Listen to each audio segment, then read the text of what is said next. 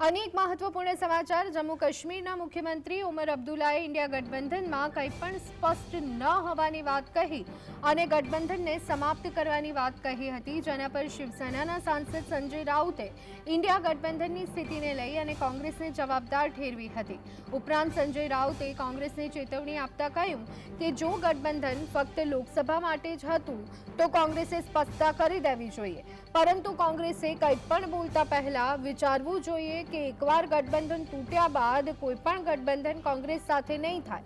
વધુમાં તેમણે કહ્યું કે ઇન્ડિયા ગઠબંધનમાં પાર્ટીઓ વચ્ચે સંવાદ નથી, તેનું કારણ કોંગ્રેસ છે। કોંગ્રેસ સૌથી મોટી પાર્ટી હોવાથી તેમણે જવાબદારી સમજવી જોઈએ। જો આ સંગઠન એક વખત તૂટી જશે તો ઇન્ડિયા ગઠબંધન ફરી ક્યારેય બનશે નહીં।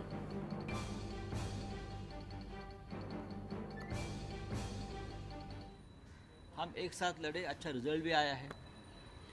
उसके बाद ये हमारी जिम्मेदारी थी सबकी, खास करके कांग्रेस पार्टी की, जो एक बड़ी पार्टी है हमारे अलायंस में, कि ये इंडिया अलायंस जिंदा रखे। फिर एक बार सबको एक साथ बैठकर क्या करना है देश में, कौन से मार्ग से जाना है, उसका मार्गदर्शन करे, चर्चा करे। लेकिन अब तक आफ्टर लोकसभा इलेक्शन एक भी इस प्रकार की बैठक हुई नहीं है। ये इंडिया अलायंस के लिए ठीक नहीं है। तेजस्वी यादव जी की एक बात मैं सुन रहा था, अखिलेश यादव जी, केजरीवाल जी, उमर अब्दुल्ला जी, ममता बनर्जी, सबका ये कहना है कि इंडिया अलायंस का कोई वजूद रहा नहीं।